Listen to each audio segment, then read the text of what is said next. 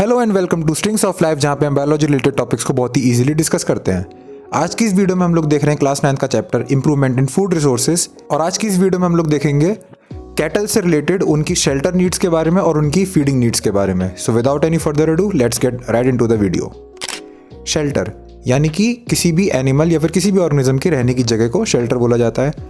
अगर हम लोगों को एक अच्छी यील्ड ऑब्टेन करनी है और हम चाहते हैं कि जो हमारे डोमेस्टिक एनिमल्स हैं उनकी अच्छी हेल्थ मेंटेन रहे, तो उसके लिए बहुत ज़रूरी हो जाता है कि हम उसकी शेल्टर नीड्स के ऊपर ध्यान दें। शेल्टर कैसा और किस तरीके का बनना है ये डिपेंड करता है types of animal, number of animals और लोकेशन ऑफ शेल्टर पे। मतलब हर एनिमल का शेल्टर अलग अलग होता है, सबको आप एक ही तरह के शेल्टर में नहीं रख सकते हो। अगेन नंबर ऑफ एनिमल्स क्यों? क्योंकि जितने ज़्यादा एनिमल्स उसके अकॉर्डिंग आपको शेल्टर डिज़ाइन करना पड़ेगा। एंड लोकेशन ऑफ शेल्टर, किस जगह पे आप शेल्टर बना रहे हो, वहाँ का एनवायरमेंटल कंडीशन कैसी है, वहाँ पे किस तरीके से ज़्यादा चांसेस हैं कि इन्फेक्शन हो सकता है, नहीं हो सकता।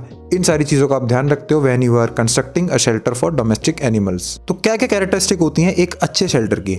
The shelter should be clean, dry, Airy and hygienic. मतलब जो भी आपकी शेल्टर फैसिलिटी है वो कूल रहे, ड्राई रहे, वहाँ पे वेंटिलेशन अच्छे से हो और हाइजीन का ध्यान रखा जाए।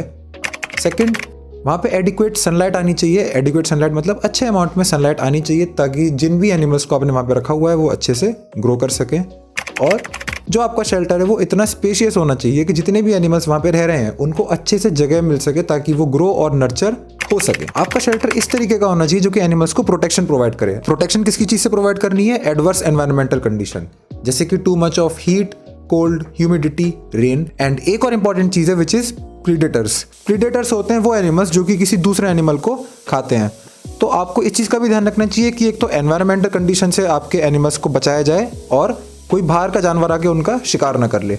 ऑल्सो शेल्टर इस तरीके का बनाना चाहिए which will also safe guard the animals from diseases. वो अलग अलग टाइप की इन्फेक्शन को रोक सके ताकि इन्फेक्शियस डिजीज ना फैलें। शेल्टर में हर टाइम क्लीन ड्रिंकिंग वाटर की फैसिलिटी आपको प्रोवाइड करनी चाहिए जानवरों के लिए। और एक अच्छे शेल्टर में वेस्ट डिस्पोज करवाने की ढंग की फैसिलिटी होनी चाहिए ताकि वहाँ पे वेस्ट एक्यूमुलेट ना हो और जिसकी वजह से अगेन अलग अलग तरह के इन्फेक्शन ना फैले। तो ये हो गई कुछ फैक्टर्स कि एक अच्छा शेल्टर होता किस तरीके का है। इसके बाद हम देखते हैं फीडिंग के बारे में। फीडिंग क्या होता है? किसी भी एनिमल को खाना खिलाना, that is known as feeding. तो फीडिंग पर जाने से पहले what is a feed?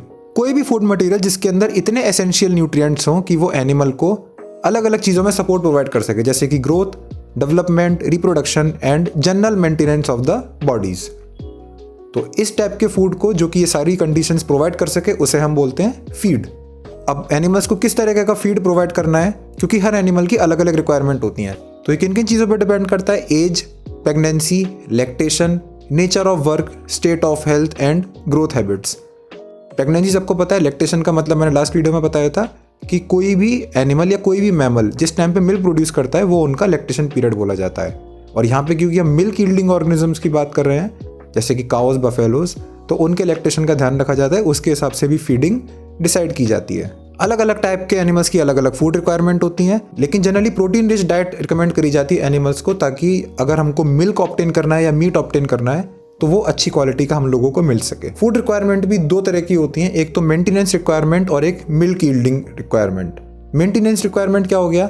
Animals अपनी बॉडी को जनरली मेंटेन कर सकें, अपनी खुद की लाइफ को, उसमें आएंगी मेंटेनेंस रिक्वायरमेंट।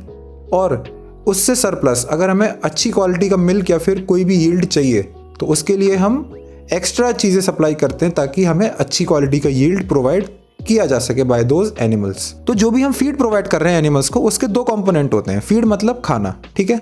दो कंपोनेंट क्या क्या हुए? पहला हो गया रफेज, दूसरा हो गया कंसंट्रेट्स। रफेज में आते हैं high fibre rich food materials जिनका न्यूट्रिएंट लेवल तो कम होता है बट उनके अंदर फाइबर ज़्यादा होता है। मतलब उनके अंदर मैक्रो न्यूट्रिएंट्स का अमाउंट, प्रोटीन, कार्बोहाइड्रेट कम होता है बट उनका एक्चुअल फूड कंटेंट जो होता है, जो फिजिकली वो प्रेजेंट हैं, वो ज़्यादा होता है। जैसे कि अगर हम कंपेयर करें अभी ह्यूमंस के सेंस में, तो एक चावल का बोल और दूसरी तरफ आपने बहुत सारी सैलेड ले ली, तो चावल के अंदर कार्बोहाइड्रेट तो ज़्यादा होंगे लेकिन सैलेड के अंदर मे बी मैक्रो न्यूट्रिएंट्स चावल के कंपैरिजन में कम हो, लेकिन फाइबर कंटेंट चावल से ज़्यादा होगा। तो हम क्या बोलेंगे कि सैलेड के अंदर ज़्यादा अमाउंट ऑफ रफेज प्रेजेंट है। तो एनिमल को रफेज कहाँ कहाँ से मिलता है? Silage, hay, straw of cereal and grains. तो बेसिकली जो ये भूसा, इस टाइप की जितनी भी चीज़ें होती हैं वो सब रफेज प्रोवाइड करती हैं। एंड सबसे मेन चीज़ होती है फॉडर। जो कि उनका चारा होता है बेसिकली, ठीक है। फॉडर जो कि रफेज प्रोवाइड कर रहा है वो भी 4 टाइप का दिया जाता है, leguminous green fodder, leguminous dry fodder, non leguminous green fodder and non leguminous dry fodder. Leguminous ऊपर के दो जो लेग्यूमिनस वाली कैटेगरी है उसका मतलब ऐसा फॉडर जो कि नाइट्रोजन रिच कंटेंट प्रोवाइड करता है, और non leguminous specifically nitrogen rich content पे फोकस नहीं करता है। ग्रीन का मतलब होता है कि वो हरे भरे होते हैं बेसिकली और लिविंग होते हैं एक तरीके से, जैसे ग्रासेस वगैरह हो गई, और ड्राई में हो गया सूखी चीज़ें, ठीक है, बहुत बेसिक है ये तो लेग्यूमिनस ग्रीन फॉडर में आती है बरसीम और ल्यूसिर्न, तुम लोग को स्पेलिंग दिख जाएगी, फोटोज भी दिखा दूंगा। लेग्यूमिनस ड्राई फॉडर में आता है husk of gram, peas and pulses. अब ध्यान से देखो, हस्क मतलब जो उनका एक्स्ट्रा मटेरियल जितना बचा जो कि ड्राई पार्ट है हार्वेस्ट करने के बाद, ठीक है, दैट इज हस्क। और लिया किसकी चीज़ का है, ग्राम, पीज एंड पल्सेस, ये तीनों ही चीज़ हाईली प्रोटीन रिच होती हैं, ठीक है, और इनके अंदर नाइट्रोजन कंटेंट भी अच्छा खासा होता है। फिर आ गया आपका नॉन लेग्यूमिनस ग्रीन फॉडर जिसमें आ गए मेज, बाजरा, ओट्स, ज्वार, ठीक है, and non leguminous dry fodder में आ गया straw of wheat, rice, jowar etcetera. Straw का मतलब अगेन हस्क वाला पार्ट, जो उसका वेस्ट मटेरियल सा जो बच जाता है, ठीक है, that is known as husk. तो ये आपने 4 टाइप के फॉडर देख लिए, 4 टाइप के चारे देख लिए जो कि एनिमल्स को फीड किया जाता है, और बेसिकली कैटल की बात हो रही है यहाँ पे। इसके बाद आते हैं हमारे कंसंट्रेट्स। कंसंट्रेट फीड का वो पार्ट है जो कि मे बी फाइबर कंटेंट में लो हो, लेकिन इट कंटेन्स एसेंशियल मैक्रोन्यूट्रिएंट्स। क्या क्या होते हैं, protein, carbohydrate and fats. Again protein, carbohydrate and fats, 3 type के बेसिकली।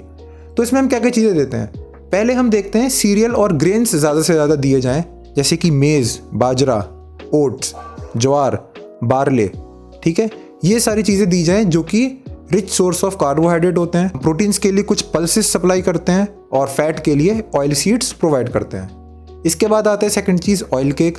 ऑयल केक क्या होता है, जब हम ऑयल एक्सट्रैक्ट करते हैं तो उसका जो वेस्ट मटेरियल बच जाता है उसको हम केक की फॉर्म में बना के उनको सप्लाई कर देते हैं, जैसे जानवर खा लेते हैं। तो ऑयल केक कौन से प्लांट से ऑब्टेन होते हैं, मस्टर्ड, कॉटन एंड ग्राउंडनट।